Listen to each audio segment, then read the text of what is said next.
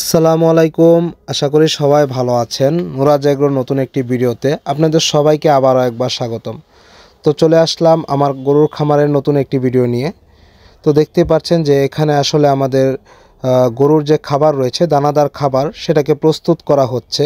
তো দানাদার খাবার বলতে আমরা আসলে যেগুলো মিক্সড করে খাওয়াই সেই খাবারটার কথাই আমি বলতেছি। আর যেসব দানাদার খাবার মাঝখানে রয়েছে যে ফিড, তারপরে বিভিন্ন রকম ফিড রয়েছে, তো ওইগুলো এখনও আমরা আসলে ব্যবহার করছি না। কারণ এখন শীতকাল, যেহেতু আমি আমার প্রত্যেকটা গরুকে আসলে লং প্রজেক্টে রেখেছি 2025 কুরবানির জন্য। তো আমরা এখন আপাতত আসলে যে মিক্সচার যে ভুসিটা আছে আমরা নিজেরা তৈরি করে থাকি। হয়তো বা আপনারা বলতে পারেন 8-10টা আইটেম দিয়ে যেগুলো আমরা আসলে তৈরি করে থাকি, সেই খাবারটাই আসলে ব্যবহার করছি এখন বর্তমানে। আলহামদুলিল্লাহ, এতে খুবই ভালো একটা গ্রোথ চলে আসে। তো এর জন্য আসলে আমরা বাইরের যে এখন যে ফিডটা আছে সেটা ব্যবহার করছি না। হয়তোবা একেবারে ফিনিশিং সময়ে তখন আমরা হয়তোবা মাস দেড়েক বাইরের যে ফিডটা আছে সেটা ব্যবহার করতে পারি।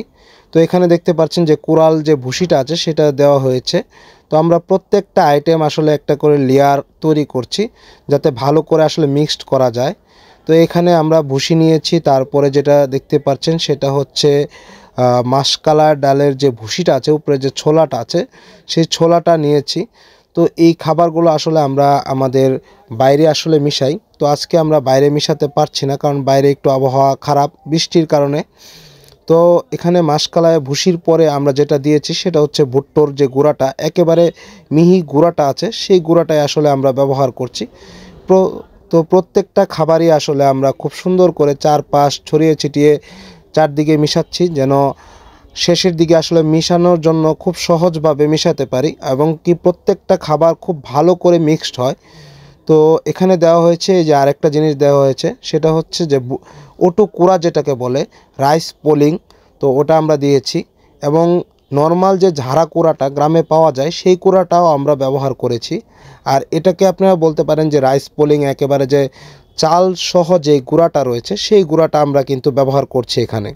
আমাদের প্রত্যেকটা খাবারই কিন্তু একেবারে ন্যাচারাল রয়েছে।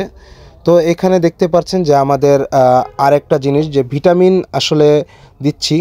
তো এখানে আমরা আমাদের এসিআই কোম্পানির ভিটামিন দিয়েছি এবং কি ডিসিবি। আপনারা অবশ্যই জানেন যে গরুর আসলে গ্রোথের ক্ষেত্রে খুবই কার্যকারী একটা জিনিস হচ্ছে ডিসিবি। তো আমরা এই খাবারের সাথে আমরা ডিসিবিটাও ইউজ করছি এবং এই যে এসিআই কোম্পানির ডিবি ভিটামিন যেটা আছে 1 কেজির প্যাকেট, সেটাকেও আমরা ব্যবহার করতেছি। তো এটাকে আমরা আসলে প্রত্যেকটা লেয়ারের সাথে খুব সুন্দর করে সাজাচ্ছি যেন আসলে খুব ভালো করে মিক্সড করা যায়। তো এই ভিটামিনগুলো আসলে আপনারা যারা খাবার মিক্সড করে থাকেন, যারা প্রান্তিক খামারের ভিতরে আছেন, তাদেরকে বলবো যে এটা কিন্তু অবশ্যই দেওয়া জরুরি। তো এখানে আরেকটা জিনিস আমরা দিয়েছি, দেখতে পাচ্ছেন যে এটা হচ্ছে কিন্তু বুটের ছোলা। এটা কিন্তু বুটের ছোলা, এটাও খুবই ভালো একটা ভিটামিনের ভিতরে রয়েছে। তো এটাকে আমরা আমাদের যে দানাদার খাবারের সাথে রেখেছি। তো প্রত্যেকটা আইটেমই আসলে আমরা খুব ভালোভাবে বাছাই করে বাজার থেকে বিভিন্ন জায়গা থেকে আসলে ক্রয় করে প্রত্যেকটা জিনিস আসলে মানসম্মতভাবে আমরা চিন্তা ভাবনা করেছি যেন গরুর ভালো করে আসলে ফ্যাটেনিং হয়। তো প্রত্যেকজন আসলে এক একজনের খাবারের তালিকাটা আসলে এক এক রকম হয়। কেউ আসলে দুধের গাভী পালে, তাদের খাবারের রেশিওটা একরকম হয়।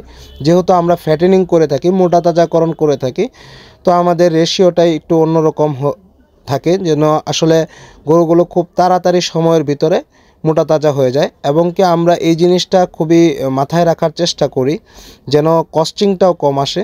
তো এখানে দেখতে পাচ্ছেন যে আরেকটা ডালের ভুসি, যেটা হচ্ছে মসুরের ডাল এবং খেসারির ডালের মিক্সড একটা ভুসি রয়েছে, সেই ভুসিটাও কিন্তু আমরা দিচ্ছি। তো এখানে যে জিনিসটা দেওয়া হলো সেই জিনিসটা আসলে খুবই জরুরি একটা জিনিস, সেটা হচ্ছে খাবার সোডা। তো আমরা খাবারের সাথে সব সময় কিন্তু খাবার সোডাটা ব্যবহার করে থাকি। এতে কি হয় যে আপনার প্রত্যেকটা গরু যখন আসলে খাবে তখন গ্যাসের যে সমস্যাটা আছে সেই সমস্যাটা আপনাকে সম্মুখীন হতে হবে না। আপনাকে জাইমোভেট বা বিভিন্ন ওষুধের ভিতরে আপনাকে যেতে হবে না। একেবারে বাজারে খুব কম দামি আপনি পেয়ে যাবেন খাবারের সোডা। তো এখানে ভুসির আরেকটা লেয়ার দেওয়ার পরে আমরা যেটা দিয়েছি সেটা হচ্ছে যে খাবারের যে লবণ আছে, গরুর লবণ কম দামে যেটা পাওয়া যায়, সেই লবণটাই আমরা মিক্সড করছি। আর লবণের পরিমাণটা যদি আমরা বলি, আমরা কিন্তু প্রতি 100 কেজি খাবারের জন্য 1 কেজি লবণ দিয়েছি। যেহেতু আজকে আমরা 850 কেজি খাবার বানাচ্ছি, তো আমরা 9 কেজির মতো লবণ দিয়েছি, একটু হয়তোবা বেশি রয়েছে। তো ইনশাল্লাহ এতে কোনো সমস্যা হবে না। তো আমরা প্রত্যেকটা খাবারকে আসলে খুব ভালো করে মিক্সড করতেছি। দেখতে পাচ্ছেন যে এটাকে কাকা আসলে খুব ভালো করে মিক্সড করতেছে। যেহেতু আসলে আমি সম্পূর্ণ ভিডিওটা করতে পারিনি, কারণ কাকার বয়স হয়ে গেছে, কাকা একা একা আসলে প্রত্যেকটা জিনিস পাচ্ছিল না, সেজন্য আমাকে আসলে এই জিনিসটা করতে হয়। যেহেতু আমি আসলে ভিডিওটাও করছিলাম এবং কি কাজগুলো করতেছিলাম, সেই জন্য হয়তোবা ওরকমভাবে আসলে আমি দেখাতে পারিনি। তো ইনশাল্লাহ যতটুকু পেরেছি আপনাদের দেখানোর জন্য চেষ্টা করেছি, এবং কি ইনশাল্লাহ নেক্সট একটা ভিডিওতে আমি অবশ্যই বলে দেব যে কোন খাবারটা আমি কতটুকু দিয়েছি। তো ধন্যবাদ সবাইকে এতক্ষণ আমাদের পাশে থাকার জন্য। যারা যারা আমাদের চ্যানেল সাবস্ক্রাইব করেননি, অবশ্যই আমাদের চ্যানেল সাবস্ক্রাইব করে রাখেন। আসসালামু আলাইকুম।